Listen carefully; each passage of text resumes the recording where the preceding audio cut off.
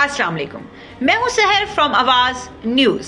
आज हम बात करेंगे डोनाल्ड ट्रंप के बारे में। हाँ जी, सही सुना आपने, डोनाल्ड ट्रंप, जिनका इलेक्शन स्लोगन था मेक अमेरिका ग्रेट अगेन। लेकिन ये कैसी ग्रेटनेस है जहां अपने ही शहरी को गोली मार दी जाए? ये कैसी ग्रेटनेस है जहां सिर्फ और सिर्फ कोटा पूरा करने के लिए किसी की भी जिंदगी तबाह कर दी जाए? अमेरिका में एक सरकारी एजेंसी है जिसका नाम है ICE, immigration and custom enforcement. इसे 9/11 के हमले के बाद इलीगल इमिग्रेंट्स को डिपोर्ट करने के लिए बनाया गया था।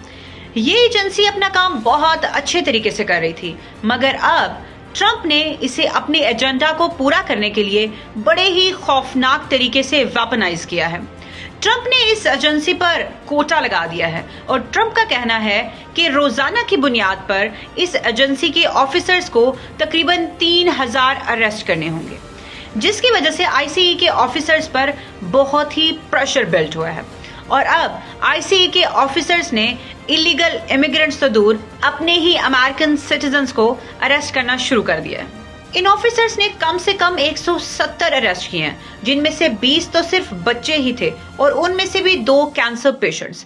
ICE के ऑफिसर्स चारों तरफ अरेस्ट किए जा रहे हैं, ना सिर्फ रेस्टोरेंट्स और ग्रोसरी स्टोर्स बल्कि बर्थडे पार्टीज तक को भी इन्होंने नहीं छोड़ा।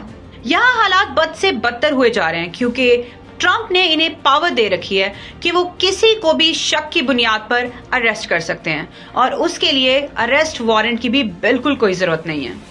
और इन ऑफिसर्स के खिलाफ कोई भी एक्शन नहीं लिया जा सकता क्योंकि ट्रंप ने इन्हें एब्सोल्यूट इम्यूनिटी दे रखी है।